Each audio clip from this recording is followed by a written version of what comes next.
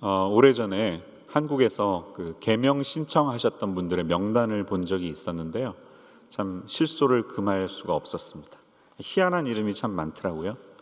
차마 이렇게 말씀드리기도 어려운 이름도 많은데 몇 가지만 소개해드리면 신난다, 마대리 마부장도 있고요. 최고주 고양주, 참 백수지, 선택중, 나관중 나관객, 허당일, 배사공, 오덕후, 안달남, 안달이나스, 주사위. 부모님들은 참 무슨 생각으로 이렇게 하셨을까요? 왜 이러는 걸까요? 정말 답답합니다. 부모님들이 아마 굉장히 코믹하신 분들은 아닐까, 익살 맞으신 분일지 모르겠지만 자녀들은 참 고통 속에 살았을 것 같습니다. 대부분의 부모님들은 그렇지 않죠. 자식의 이름을 지어줄 때 고민하면서 공을 들여서 제일 좋은 이름, 아름답고 귀한 이름을 지어주기 마련입니다. 그런데 받은 이름은 아름답고 귀한데 정작 그렇게 살지 못하는 인생도 우리 주변에 굉장히 많죠. 정직하고 바른 삶을 살라고 이름을 지어주셨는데 교도소에서 인생을 보내고 있는 사람도 있고요. 욕심 없이 나누어 주면서 살라고 지어주셨는데 투기사범으로 구속되어 있는 사람도 있습니다. 그게 우리 인생입니다. 오늘 본문에 등장하는 이 삭개오라고 하는 주인공 역시 그의 이름에 담긴 포부대로 살지 못했던 사람인 것 같습니다. 삭개오라는 이름의 뜻은 깨끗한 자라는 뜻입니다. Pure one. 근데 정말 깨끗하게 살았나요? 그의 직업은 세리장이었고 부자였다고 그는 말합니다. 그런데 본문에 보면 사람들이 예수님이 그의 집에 들어갔을 때 저가 죄인의 집에 들어간다 이렇게 7절에서 말했습니다. 사람들은 그를 죄인이라고 평가했던 것이죠. 세리장이라는 직업은 현대적인 용어로 표현한다면 지방국세청장 정도 되는 위치입니다. 여리고라는 도시는 당시 팔레스타인 지방의 무역과 통관에 있어서 제일 번잡한 도시였다고 합니다. 3대 대도시 중에 하나였어요. 그러니까 한국으로 치면 뭐 대전이나 인천 이런 도시가 되겠죠.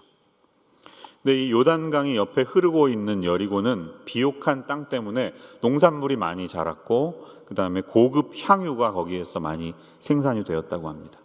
그리고 중요한 교역로들이 중요한 루트가 여리고를 중심으로 지나갔습니다. 제가 지도를 좀 찾아봤는데요. 이게 요즘 지도인데 여러분 보시듯이 여리고 밑에 있는 물이 유명한 사해고요. 그 위에 요단강이 쭉 흐르고 있죠. 그런데 그것을 중심으로 중요한 루트들이 지나갑니다. 지금도 강을 건너면 요르단이거든요. 요르단에 있는 길, 이스라엘에 있는 길, 북쪽과 동서로 흐르는 중요한 길들이 여리고를 중심으로 지나갑니다. 특히 예루살렘, 서쪽에 있는 예루살렘으로 가기 위해서 이 산 밑에서 쭉 고도를 따라 올라가는 길이기 때문에 예루살렘을 가기 위해서는 대부분 다 여리고를 통과해야 된다는 것이죠. 이러다 보니까 무역의 요충지라고 할 수 있습니다. 트레이드가 많은 곳인데 세금 거두는 일이 굉장히 중요한 도시였겠죠. 세금의 이 볼륨이 굉장히 컸을 것입니다. 관세, 물품세 이런 것을 거두는 일은 아주 중요한 일이었습니다. 그런 도시의 국세청장이 됐다는 것은 이제 어느 정도 커리어를 쭉 수십 년 동안 쌓아 올라가서 부자도 됐고 사람들이 무시 못하는 그런 위치에 갔던, 자기의 커리어를 위해서 20대, 30대, 40대를 얼마나 그가 열심히 노력하면서 살았을까 하는 그런 생각이 듭니다. 그런데 왜 삭개오는 죄인이라는 소리를 사람들에게 들어야 했을까요? 예수님이 삭개오에 들어가시자마자 소문이 번져서 예수님이 죄인의 집에 들어간다, 사람들이 이렇게 이랬던 이유는 무엇일까요? 여러분 잘 아시듯이 당시의 예루살렘은 이스라엘은 로마 제국의 속국이었습니다. 로마의 식민지였는데요. 로마는 땅과 사람에 대해서는 직접 세금을 거두었습니다. 그런데 그 밖에 나머지 세금들은 사람을 뽑아서 커미션을 주고 맡겼다고 합니다. 그러니까 나머지 세금 걷는 일을 맡은 사람들이 있었어요. 지금같이 비딩을 여러 군데서 해서 제가 더 많이 드리겠습니다 하는 곳에 로마는 맡겼겠죠. 예를 들면 서초구에 책임 담당자를 따로 세우는데 그 사람은 또 세금 징수원을 따로 세워서 그 사람이 세금을 걷게 합니다. 세금의 액수가 정해져 있지 않는데 납세자에게 정확히 알려주지도 않는데 10만 원을 100만 원으로 불려서 하는 건 자기 마음인 것이죠.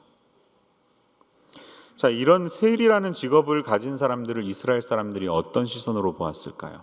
말할 필요도 없습니다. 인간 취급을 안 했습니다. 자기들의 공동체로 인정하지 않았고 절대 구원받을 수 없는 사람들이라고 평가했고 회당에서 모이는 예배에도 참석할 수 없었다고 합니다. 또 세리는 법정에서 증인 역할을 할 수도 없었습니다. 현대와는 달리 대부분의 증거가 그 당시에는 증인들의 증언에 의해서 평가가 됐는데 세리는 아무리 자기가 결정적인 단서가 될 만한 장면을 목격했었더라도 그들을 법정에 세우지는 않았다고 합니다. 사람으로 인정할 수 없다는 것이죠. 이 로마 제국으로부터 커미션을 얻은 삭개오는 내가 가져갈 수 있는 나의 커미션을 늘리기 위해서 파일을 키우고 더 많은 이윤을 남기려고 부단히 노력했을 것입니다. 그리고 세금의 액수를 더 많이 증가시켜서 세금 내는 사람들을 힘들게 했을 것입니다. 이렇게 해야 보란 듯이 내가 부자가 되고 많은 성과를 내서 그 쌓인 업적으로 말미암아 국세청장이 될 만큼 내가 성취를 이루어낼 수 있는 그런 사람이기 때문이죠. 삭개오와 같은 세리들은 퍼블릭 에너미 넘버 원, 만인들의 공적 1호였습니다. 일반 사람들에게는 거리의 창녀들이나 도둑들과 같은 죄인 취급을 받았던 것입니다. 이렇게 돈은 많이 벌었지만 삭개오에게는 말할 수 없는 외로움이 있었을 것입니다. 공허함이 있었을 것입니다. 내 마음을 알아주는 사람은 아무도 없다, 이렇게 느꼈을 것입니다. 같은 유대인들끼리지만 자신을 민족의 배반자라고 하면서 왕따를 시키니 얼마나 그의 삶이 외로웠을까요? 돈을 벌 만큼 충족할 만큼 벌었지만 전혀 채워지지 않는 이 내면의 공허함을 그 역시 극복하지 못한 채 살았을 것입니다. 여러분, 우리 대부분도 그렇지 않습니까? 아무리 원하는 만큼 돈을 다 벌어 보아야 내 마음속에 있는 공허함은 채워지지 않더라. 아무리 돈을 벌어야 갈증은 그치지 않는다. 저를 보신 여러분 아무도 공감하지 않으시네요. 일단 목사님 좀 벌어보고 얘기하고 싶습니다, 이런 분들이 많을 것 같아요. 근데 꼭 그렇게 경험하지 않으셔도 모든 사람들이 다 그렇게 얘기합니다. 잘 아시잖아요. 아무리 부자가 되어봐야 내 마음속에 있는 허전함이 채워지지 않고 더 큰 것, 더 많이, 더 크게 벌려고 하는 것이 우리 사람의 생리라는 것이죠. 여러분, 하나님께서 우리를 지으셨고 우리는 피조물인데요, 그 창조주와 피조물의 관계가 정상화되지 않으면 우리 마음속에 있는 이 공허함은 절대로 채워지지 않습니다. 이게 모든 사람들이 한결같이 하는 이야기입니다. 300년대를 살았던 성자 어거스틴, 히포의 어거스틴의 유명한 말이 지금까지 우리에게 남아있죠. 이런 말을 했는데요. God created man for himself and our hearts are restless until we find rest in him. 하나님께서는 당신을 위해서 우리 사람을 만드셨기 때문에 사람이 하나님 안에서 안식을 찾기 전까지는 그 마음이 절대로 평안할 수 없다. Our hearts are restless. 이 말이 진실이죠. 그리고 예수님을 만나신 여러분들도 동일한 고백을 하실 수 있죠. 예수님 만나기 전에 내 마음이 그랬습니다. 주님 만나기 전에 아무리 무엇으로 채우려고 해도 그 마음의 공허함을 채울 수 없었습니다 하는 게 우리 모두의 고백인 것입니다. 인기인이 되고 사람들이 막 칭송해주면 그 공허함이 사라질까요? 한국의 컴패션 코리아를 하는 서정인 목사님이라는 분이 계신데요. 그분과 좀 교제할 기회가 있었는데 이분이 2004년인가 컴패션 대표로 가셔서 한국 컴패션을 많이 성장시키셨어요. 굉장히 아주 전 세계에서 유명한 단체로, 성장률 높은 단체로 키우셨는데 그 중에 원인 중에 하나는 연예인들과 함께 교제했기 때문입니다. 컴패션을 섬기는 연예인 홍보대사를 잘 세워서 대중성을 얻었는데요.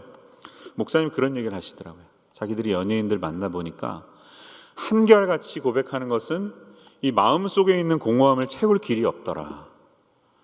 팬클럽이 늘어나고 팔로워가 늘어나고 아무리 인기를 얻어도 내 마음속에 있는 공허함이 채워지질 않아서 우울증에 빠지고 약을 먹어야 되고 공황장애 걸리고 알코올을 찾든지 성적인 것에 탐닉하든지 이런 자신들의 모습을 다 고백한다는 것이죠. 이게 예수님 없이 살아가는 사람들 안에 있는 공허함이 다 같은 이야기라는 것입니다. 삭개오가 부자가 되고 높은 자리에 올라갔지만 외로웠던 이유는 궁극적으로는 그가 하나님을 떠나 있었기 때문입니다. 하나님과 상관없이 그저 돈을 버는 일에만 몰두했을 때 그의 영혼은 메말라 있었던 것입니다. 그랬던 삭개오인데 오늘 본문에 보니까 작은 변화가 일어나고 있습니다. 그가 이제 예수님을 만나려고 하는 열망이 그 안에 생겼습니다. 3절 말씀 보니까요, 그가 예수께서 어떠한 사람인가 하여 보고자 하되 라고 말합니다. 근데 어떤 영어 성경에 보니까 부사가 하나 붙어 있어요. He wanted to see Jesus eagerly. 열망하는 마음이 그 안에 들어간 것입니다. 정말 간절히 보고자 하는 마음이 그의 마음속에 일어난 거예요. 무슨 일이 생겼을까요? 어떤 심경의 변화가 있었기 때문에 그럴까요? 논리적으로 볼 수 있는 것은 18장 맨 마지막 내용에 보면 여리고에 예수님이 지나가시다가 맹인을 만나서 그 맹인이 눈을 뜨는 일이 일어나는데요. 이 맹인이 유명한 바디메오죠. 이 바디메오 이야기가 동네에 쫙 퍼진 거예요. 그러니까 어느덧 세리장이었던 이 삭개오에게도 그 이야기가 들어갔을 것 같습니다. 그래? 예수라는 사람이 대단한 사람인가 보네. 좀 보고 싶다. 이런 마음이 들었을 것 같습니다. 그런데 또 한 가지 중요한 원인은 그는 예수님의 별명을 알았기 때문이 아닐까. 예수님의 닉네임이 뭘까요? 세리와 죄인들의 친구. 이게 예수님 닉네임이에요. 세리의 친구? 세리와 죄인들의 친구? 도대체 어떤 분이시길래 하는 그런 궁금함과 갈망이 그를 예수님을 보고자 하는 마음으로 몰아갔던 것입니다. 그래서 삭개오는 어떻게 하고 있나요? 키가 작은 그의 한계를 극복하기 위해서 내가 늦게 가면 사람들 키에 덮여서 예수님을 전혀 볼 수 없기 때문에 달려가고 있습니다. 사람들보다 내가 먼저 가야지 하고 달려가고 있습니다. 4절, 앞으로 달려가서 보기 위하여 he ran ahead, 먼저 뛰었어요. 근데 여러분, 그 당시 중년 남자들에게는 달리는 것은 경망스러운 일입니다. 채통을 깨뜨리는 일이에요. 달리지 않습니다. 지금도 중동 사람들 만나보세요. 운동 클럽이 아니면 이렇게 공공장소에서 뛰지 않아요. 이렇게 긴 드레스를 입고 천천히 걸어가는 게 그들의 위험이에요. 근데 위험이고 뭐고 지금 그는 그게 중요한 게 아니죠. 둘째 아들, 집 나갔던 둘째 아들이 탕자가 돌아올 때 매일매일 그 동네 밖을 쳐다보던 아버지가 어떻게 했죠? 달려나갔죠. 이것도 아버지로서 할 수 없는 행동입니다. 아버지의 사랑, 아버지의 그 열망을 우리가 볼 수 있듯이 지금 삭개오는 예수님을 보고자 하는 그 마음 때문에 자기의 채통을 다 내려놓는 모습을 우리가 보고 있는 것이에요. 근데 문제가 생겼네요. 갔더니 사람들이 이미 있어요. 이미 많은 사람들이 기다리고 있어요. 포기했을까요? 어떻게 했나요? 나무 위로 올라갔습니다. 돌 무화과 나무 위로 올라갔습니다. 맞아요. 우리 예전에는 뽕나무라고 그랬는데 둘 다 같은 말입니다. 영어로는 sycamore fig tree예요. 제가 사진을 찾아봤습니다. 이렇게 생겼어요. sycamore fig tree. 정확히 무화과 뽕나무 이렇게 말할 수 있는데 올라갈 수 있는 높이죠. 갈만하면 한국에 있는 뽕나무와 다르게 생겼습니다.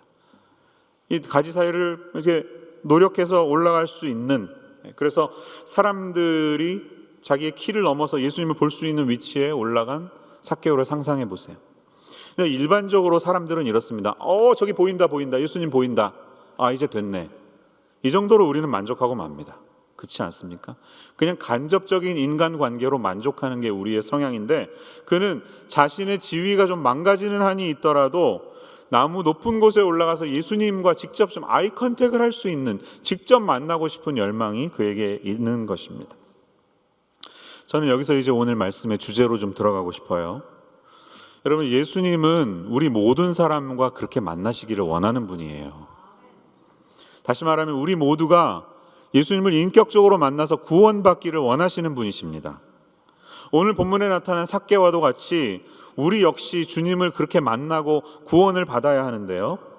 예수님을 온전히 만나기 위해서 우리가 기억해야 할 사실 세 가지가 있다면 그 세 가지는 첫째로 모든 사람에게 누구에게나 있는 마음의 장벽을 넘어서야 합니다.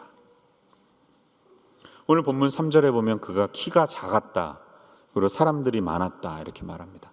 특별히 키가 작았다는 것은 외모적인 요건인데요. 키가 작은 게 뭐가 문제가 됩니까? 저도 뭐 키가 큰 사람은 아닙니다. 그래서 괜히 화가 나네요. 놀리는 거 보니까. 이게 문제되는 것은 아닙니다. 그런데 당시 지중해 근방의 문화에서 삭개오가 키가 작다는 것은 당시 사람들의 기준에 5핏이 안 됐다는 이야기예요. 5피트도 안 되는 아주 왜소한 사람이다라고 우리가 추측할 수가 있습니다. 많이 키가 작은 사람입니다. 그래서 그것이 일종의 컴플렉스가 되었던 것이죠. 어린 시절 키 작았던 분들은 컴플렉스가 있잖아요. 맨날 뭐 그냥 뒤에서 키 큰 애들이 놀리고 그러잖아요. 그는 그 한계, 컴플렉스를 극복하기 위해서 누구보다도 더 열심히 인생을 살면서 노력을 하지 않았을까요? 최고의 자리에 올라가기 위해서 더 모진 애를 쓰면서 그런 삶을 살았을 것입니다. 자기를 놀렸던 사람들의 얼굴을 떠올리면서 내가 너희들의 코를 납작하게 해줄 거야 라는 결심으로 더 열심히 살았을 것입니다. 그런데 그렇게 살면서 어쩌면 우리 보스는 좀 이상한 사람이야 라고 밑에 사람들에게 욕을 먹으면서도 이상하고 유별나다는 소리를 들으면서도 열심히 그렇게 살았을 것입니다. 세상에 얼마나 다양한 컴플렉스를 가지고 사람들이 사는지 모르겠어요. 진짜 여러 컴플렉스가 많더라고요. 찾아보니까 오이디푸스 컴플렉스, 아버지에 대한 열등감, 엘렉트라 컴플렉스, 어머니에 대한 열등감, 아도니스 컴플렉스, 나르시스 컴플렉스, 노벨상 컴플렉스, 메두사 컴플렉스, 레드 컴플렉스, 이런저런 컴플렉스로 가득 찬 세상입니다.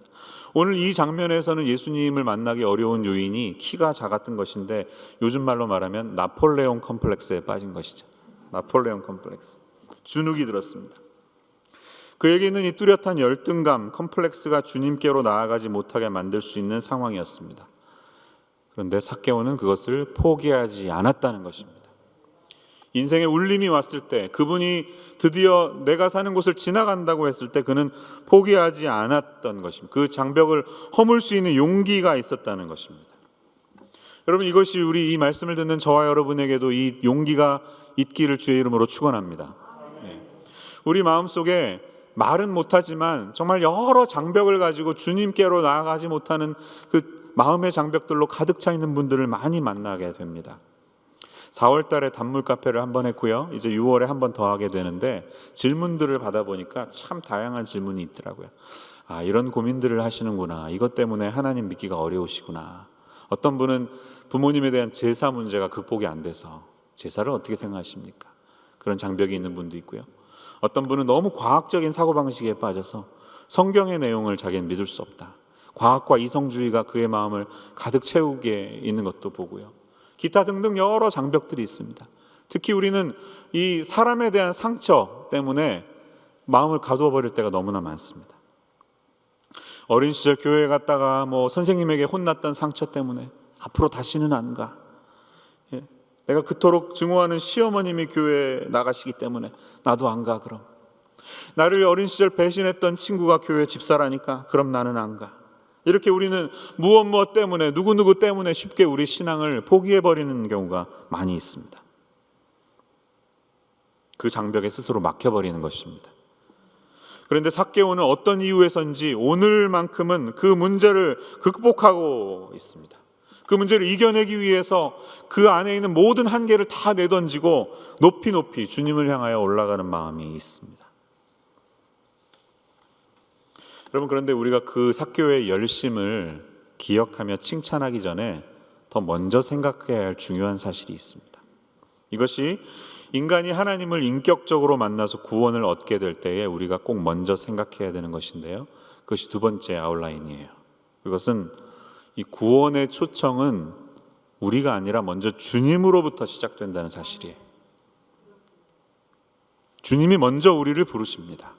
구원은 내가 시작하는 게 아니라 하나님께서 이니시에이트 하시는 거예요. 이 돌 무화과 나무 위에 올라가 있는 삭개오의 열심도 대단합니다. 그런데 우리는 여기서 더 놀라운 사실을 보게 됩니다. 예수님은 5절에서 뭐라고 말씀하시죠? 삭개오야, 속히 내려오라. 내가 오늘 내 집에 유하여야 하겠다. 이렇게 말씀하십니다. 여러분, 삭개오와 예수님이 지금까지 만났던 사실이 있습니까? 아니, 성경은 정보를 전혀 주지 않아요. 만나지 않았을 가능성이 많습니다. 예수님이 삭개오에 대해서 사전에 정보를 다 알고 계셨을 것이라는 힌트는 성경에서 발견할 수가 없어요. 그런데 예수님은 대번에 삭개오를 알아보시고 그의 이름을 부르고 계십니다. 신적인 능력이 있기 때문이죠. 주님은 우리의 마음속까지도 들여다보시는 거니까 그의 이름을 알고 부르시는 것입니다.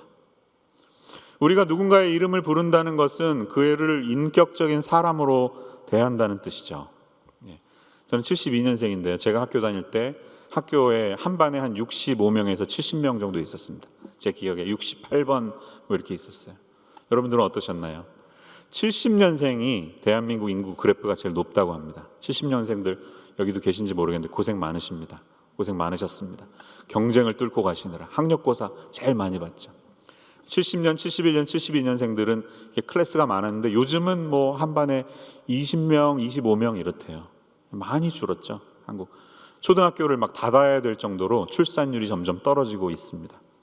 근데 저희 때는 이제 학생이 너무 많으니까 제 기억에 수학 시간이 되면 여러분 수학 선생님께서 나오셔서 야 오늘 며칠이냐? 오늘 15일인데요. 그래? 자 15번, 25번, 35번, 5번 나와서 문제 풀어봐.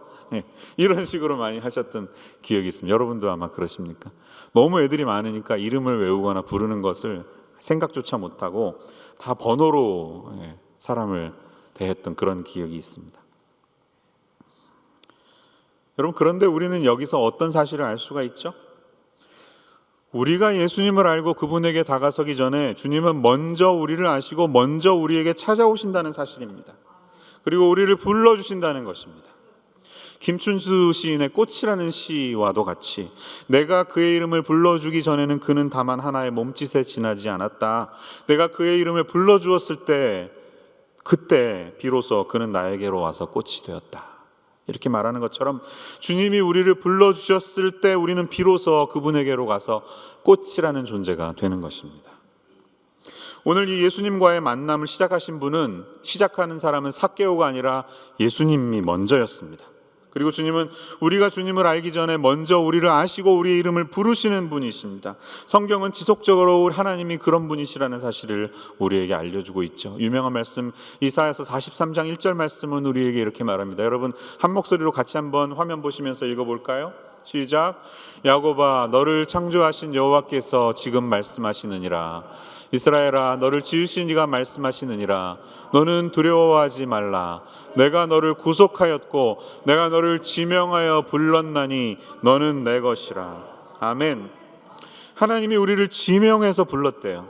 우리 한 사람 한 사람은 이름을 다 아신다는 거예요. 우리를 지명하여 부르신 분이 하나님이시라는 겁니다. 이것이 바로 신앙의 출발, 우리 구원의 출발이라는 사실을 잊지 마시기를 바랍니다. 우리 구원의 출발에는 하나님의 관심이 있고 그분의 따사로움이 있고 그분의 부드러운 음성이 있습니다. 그 음성이 먼저 구원을 시작하게 한다는 것이죠. 신학적인 용어로 보면 구원의 서정이라는 말이 있는데 Order of Salvation, 구원을 논리적으로 펼쳐보면 여러분 맨 마지막이 영화죠. 영화. 칭의, 성화, 영화는 다 아실 거예요. 들어보셨어요. 근데 이걸 쭉 9가지로 펼쳐보면 소명, 중생, 회심, 부르시고 거듭나고 마음을 돌이키고 믿음이 들어가서 의롭다 칭하게 된 칭의, 그다음에 양자, 아들, 딸로 입양되고 성화의 길을 가면서 견인, 우리를 이끌어 가시며 perseverance 하시면서 마지막에 영화롭게 만드시는데요. 구원의 서정의 1번이 뭐라고요? 소명. effectual calling 이렇게 말해요. 영어로는 효과적인 부르심. 하나님이 구원하시기로 작정한 사람들은 한치의 오차도 없이 하나하나 지명해서 부르신다는 겁니다. 이 부르심이 구원의 시작이라는 사실을 잊지 마세요. 더 중요한 사실이 있어요. 예수님은 그의 이름을 부르시고 이렇게 말씀하세요. 내가 오늘 내 집에 유하여야 하겠다. 이 말이 놀라운 사실은요, 여러분 누군가의 집에 갈 때 여러분 보통 어떻게 말합니까? Can you invite me? 나 초대해 줄 수 있어? 이렇게 합니다. 그런데 여기에 헬라어로 보니까 they라고 하는 강력한 의지를 나타낼 때 사용하는 must라는 단어가 들어가 있어요. 예수님 이렇게 말한 거예요. I must stay at your house today. I must stay at your house today. 내가 반드시 내 집에 오늘 들어가야 되겠다. 이렇게 말하는 사람이 어디 있습니까? Can I stay? May I stay? 이렇게 물어보죠. 여기서 우린 뭘 볼 수 있나요? 우리의 마음속에 들어가고자 하는, 우리와 함께 교제하기 원하시는 주님의 그 뜨거운 열망을 우리는 여기서 볼 수 있는 것입니다. I must stay at your house. 지금 이 설교를 들으시는 어떤 분에게 주님이 지금 말하시는지도 몰라요. 내가 반드시 오늘 내 마음속에 좀 들어가야 되겠다, 이렇게 주님은 요청하시는 겁니다. 삭개오의 집이 어디 있는지 모르지만 어느 정도 걸으면서 자기의 이야기를 했을 겁니다. 마음이 녹았을 것입니다. 그리고 부잣집이니까 하인들이 나와서 예수님과 제자들의 발을 다 씻기고 아주 값지고 귀한 음식으로 서빙했을 거예요. 사람들은 수군대기 시작합니다. 죄인의 집에 들어가시네 주님이, 이러셔도 되는 거야? 막 묻습니다. 어느 순간 삭개오가 벌떡 일어나면서 큰 목소리로 Can I make an announcement? 여러분, 제가 한마디 해도 되겠습니까? 이러고 말하는 겁니다. 저는 앞으로 이 시간부터 제 재산의 50%를 다 자선하겠습니다. 가난한 사람들을 위해 주겠습니다. 그리고 제가 갖고 있는 물건 중에서 만약에 남을 속여서 도둑질하거나 빼앗은 게 있으면 4배로 갚겠습니다. 이렇게 말을 던집니다. 여기서 우리가 알 수 있는 세 번째 아웃라인을 볼 수가 있습니다. 우리가 주님을 온전히 만나기 위해서는 회개해야 되는데요, 참된 회개는 단순한 입술의 고백이 아니라 삶의 변화를 요구한다는 사실이에요. 그것이 참된 변화입니다. 예수님과 만남 속에서 큰 감동을 받은 그는 지금 내가 도둑질한 것 중에 있어서 4배가 되면 4배로 갚겠습니다, 이렇게 말합니다. 이 사실을 통해 알 수 있는 것은 그는 비록 회당 예배에 사람들이 거부했으니까 다닐 수는 없었지만 율법을 기억하는 사람이었어요. 율법을 내용을 알고 있었던 사람이에요. 예를 들면 출애굽기 22장 1절을 보면 이런 내용이 있죠. 사람이 소나 양을 도둑질하여 잡거나 팔면 그는 소 1마리에 소 5마리로 갚고 양 1마리에 양 4마리로 갚을지니라. 이 밸류가 높을수록 더 많이 갚아야 되는 거예요. 그래서 소 5, 양 4 이렇게 말하는데 일반적으로는 4배로 갚습니다. 사무엘하 12장 6절 보면 나단 선지자의 책망인데 그가 불쌍히 여기지 아니하고 이런 일을 행하였으니 그 양 새끼를 4배나 갚아 주어야 하리라 한지라, 이렇게 말하고 있습니다. 물론 남의 것을 도적질하면 4배로 갚으라는 율법이 있지만 여러분, 일반적으로는요, 내가 잘못했어, 미안해, 나 모르고 그랬어 정말, 그리고 잠깐 내가 이상한 마음 품었나 봐, 미안해 하고 바로 회개하면은 5분의 1만 얹어서 갚으면 됩니다. 그게 통상적인 룰이에요. 120%만 갚으면 돼요. 레위기 6장 5절 말씀에 이렇게 적혀 있죠. 그 거짓 맹세한 모든 물건을 돌려보내되 곧 그 본래 물건의 5분의 1을 더하여 돌려보낼 것이니 그 죄가 드러나는 날에 그 임자에게 줄 것이요. 이게 통상적입니다. 그러니까 경범죄에 해당하면 작은 죄면 120%만 갚으면 돼요. 그런데 중범일수록, 돌이킬 수 없는 죄를 저질렀을수록 4배, 5배 이렇게 올라가는 것입니다. 삭개오의 고백은 무엇을 말하죠? 지금 내가 살아왔던 삶은 단순히 그냥 대충 넘어갈 수 있는 삶이 아니다. 그냥 그저 그렇고 남들 다 하기 때문에 나도 했던, 그냥 응당 넘어갈 수 있는 문제가 아니라 나는 큰 죄인이고 도저히 주님이 아니면 용서받을 수 없는 사람이다. 자신의 잘못을 시인하는 모습입니다. 대충 넘어갈 만한 문제가 아니라 나는 4배로 갚아야 하는 그런 사람입니다. 다시 말하면 주님, 저는 큰 죄인입니다 라고 고백하는 삭개오의 모습을 볼 수가 있습니다. 그리고 내 소유의 50%를 자선하겠다는 것은 율법에도 없습니다. 자원하는 마음으로 한 거예요. 여기서 우리는 무엇을 볼 수가 있나요? 완전히 가치관이 바뀐 것입니다. 제대로 변한 것입니다.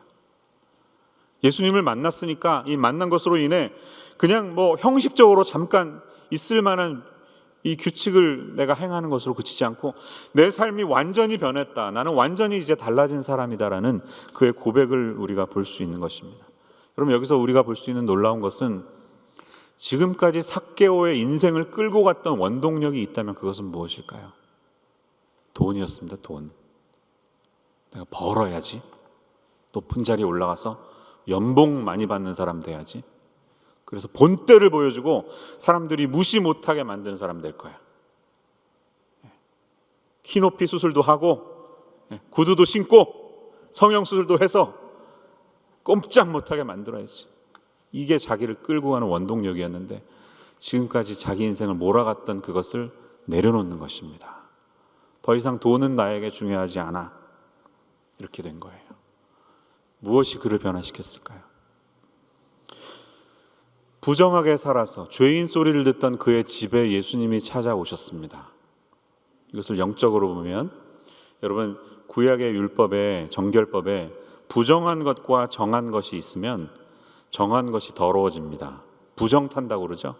부정한 것과 정한 것이 만나면 정한 것이 더러워져서 격리를 해야 돼요. 그런데 우리는 예수님의 원리는 그것을 깨버리시는 것을 봅니다. 부정한 삭개오의 집에 예수님이 들어가셨는데 예수님이 더러워지는 게 아니라 어떻게 됐습니까? 부정한 것이 새로워졌습니다. 이것이 주님의 거룩의 원칙입니다. 우리 삶 속에 일어나고 있는 일입니다. 저와 여러분의 삶 가운데 일어난 일입니다. 그래서 우리는 한결같이 말하잖아요. 하나님을 믿을 때 우리 심경에 어떤 일이 일어납니까? 아, 나는 죄인이다. 나는 정말 거부할 수 없는 죄인이다. 하나님 없이 내 멋대로 살아왔던 것 너무 부끄럽다.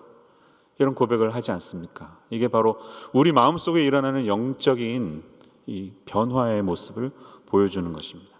삭개오에게는 진정한 변화가 일어났고 지금까지 그를 몰아갔던 그 돈이라고 하는 물질주의라고 하는 가치관들이 깨지고 있는 모습을 우리는 여기서 보는 것이에요. 여러분 혹시 이번 주에 기회가 되시면 내 마음 그리스도의 집이라는 책을 한번 읽어보시기 바라요. My Heart, Christ Home이라는 로버트 멍어라는 분이 쓰신 오래된 책입니다. 한 60년, 70년 정도 된 것 같은데 검색하셔도 나올 거예요, 인터넷에. 짧은 책자인데요. 굉장히 내용이 좋아서 지금까지 계속해서 읽히는 스테디셀러입니다. 이 마음을 집으로 표현한 그의 비유가 너무 좋았죠. 그 책에 보면 이렇게 예수님께서 우리 집에 오셔서 단계별로 우리 집의 방마다 들어가세요. 처음에 우리를 만나기 위해 우리 집에 들어오십니다. 처음엔 서재, 보통 맨 앞에 서재가 있죠. 이렇게 뭐 이것저것 보지도 않는 책들 막 꽂아놓죠. 우리는 전시용으로. 야, 뭐 너는 이런 거 보지도 않는 쓸데없는 거 읽고 있니? 너의 읽기 생활을 좀 정리를 해야 되겠네. 주님이 말씀하시면 이제 주방으로 들어오십니다. 주방에 앉아서 커피를 한 잔 하죠. 주님이 말씀하세요. 나에게는 네가 알지 못하는 양식이 있다. 네가 알지 못하는 이 새로운 양식을 좀 구해보지 않겠니? 우리 그렇게 도전하십니다. 우리 대부분은 예수님을 그 정도 수준에서 만나고 끝내려고 합니다. 15분 정도 커피 마시고 이제 가셔야죠 주님. 즐거웠습니다. 그게 우리의 모습이잖아요. 오늘 저 큐티 했어요 주님. 20분 만났으면 됐잖아요. 이제 저 볼일 보러 가겠습니다. 주님도 가시죠. 근데 주님은 그렇지 않고 더 들어가기 원하세요. 우리 마음속에 더 깊은 단계로 들어가기 원하세요. 그 다음에 거실로 들어가십니다. 리빙룸에서 깊은 더 가족들끼리 즐기는 그런 깊은 교제와 만남을 원하세요. 그리고 작업실로 들어가십니다. 작업실에서는 네가 즐거워하는 그 재능과 너의 취미가 나와 함께 기뻐할 수 있는 일이기를 원한다. 이렇게 말씀하세요. 너의 그 작업들이 너의 취미가 나와 함께 즐기는 일이 되기를 원한대. 골프를 쳐도 예수님을 옆에 모시고 치는 것 같이 그렇게 할 수는 없겠니? 이렇게 도전하시는 것이죠. 그리고 나서는 침실로 들어가십니다. 우리의 은밀한 것, 보이고 싶지 않은 성적인 문제까지도 하나님의 다스림이 필요하다는 사실을 알려주세요. 그리고 마지막은 벽장 하나를 보십니다. 그 벽장에는 자물쇠가 채워져 있어요. 주님 이거는 저도 이거 연지 오래됐어요. 너무 냄새가 나가지고요. 저도 열지 않아요. 주님 이제 가시죠. 아니야. 너 그것도 열었으면 좋겠어. 그리고 그 열쇠를 주님께 내어드리기 원하십니다. 명의 이전을 하는 거예요. 주님이 원하시는 것이 그거예요. 바로 깊은 내면에 있는 그 깊숙한 것까지 다 내어드리는 것. 그래서 주님이 내 마음의 집에 오셔서 주인이 되시는 것. 지금 삭개오에게 그 일이 일어났고요. 오늘 이 말씀을 듣는 저와 여러분에게도 도전하시는 것입니다. 여러분 마음에 어디까지 예수님 초청하셨습니까? 그냥 이렇게 늘 사람들 왔다 가는 리빙룸에서 커피 한잔 하고 돌아가시는 주님으로 만족하지 않으셨나요? 근데 주님은 더 많은 것을 원하십니다. 계명 중에 제일 중요한 계명은 하나님을 내 마음과 뜻과 목숨을 다해서 사랑하고 내 이웃을 내 몸과 같이 사랑해라, 이거죠. 기억나시죠? 마태복음 22장 7절. 그런데 하나님을 왜 마음과 목숨과 뜻을 다하여 사랑하라고 말씀하셨을까요? 그 이유는 하나님이 우리를 그분의 마음과 목숨과 뜻을 당해 우리를 사랑해 주시기 때문입니다. 하나님이 우리를 그렇게 사랑하시기 때문에 우리도 동일한 열정으로, 하나님의 그 열정으로 주님을 좀 사랑할 수 있겠냐 하고 물으시는 거예요. 여러분이 도전 앞에 오늘 반응할 수 있는 이 시간 되시기를 바랍니다. 지금도 더 깊이 마음 깊은 곳에 들어오셔서 주인이 되시기 원하시는 예수님을 만나며 그분을 초청하는 이 아침 되기를 예수님의 이름으로 축원합니다. 이렇게 기도하겠습니다. 하나님, 저희에게도 삭개오와 같이 내어놓지 못하는 마음의 장벽이 있음을 고백합니다.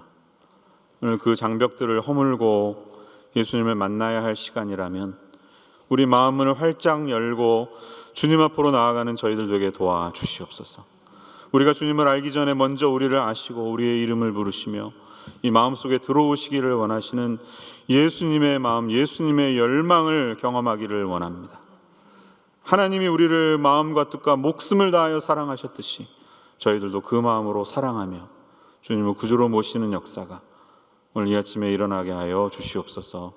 예수님의 이름으로 기도합니다.